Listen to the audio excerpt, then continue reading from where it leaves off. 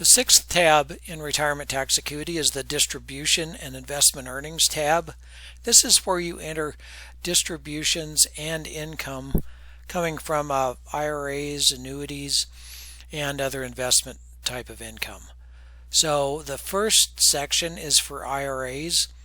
Here you enter the gross distribution, and then also the federal and state withholding, which will be calculated for you later. So a lot of times you just want to enter the gross amounts here, and then you can come back to that later. For non-qualified annuities, you will want to enter the taxable amount and any federal and state withholding. And then you may also, if this is a single premium immediate annuity, there may be part of this distribution coming as non-taxable. So you'll want to make sure that you split out the amount that is taxable and the amount that's non-taxable. Same, and you have a slot here to do that for both the client and the spouse. And then when we get to investment earnings, we have taxable interest, tax exempt interest. That's federally tax exempt but not state tax exempt. For anything that's both state and federal tax exempt, you would enter that here.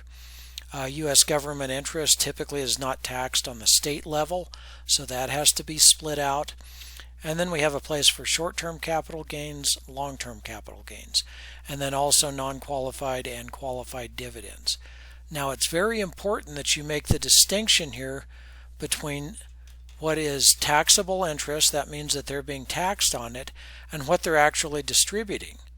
Because a lot of times they'll have some money in the bank that they're not taking any of the interest out of, they're just reinvesting. Same can be true of dividends coming from mutual funds, gains and dividends coming from mutual funds. So you really want to make this distinction between, just because it's taxable doesn't mean they're actually using it, and only if it's distributed does it go into cash flow. Okay, that's important because I typically don't want to see my clients, if we can avoid it, paying tax on earning that isn't being distributed once they're retired. A lot of times I'll work with different types of strategies, whether it be annuities, life insurance, long-term care, or maybe a spend down to increase Social Security benefits to get rid of this stuff. Because I do not like people paying taxes on money they're not actually using for distributions. Now down here is another one of those catch-all fields.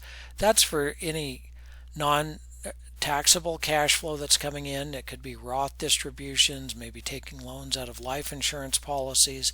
You want to visit with the client or prospect, see if any of this is going on so that you can have this in here, because that does go towards cash flow even though it's not taxable.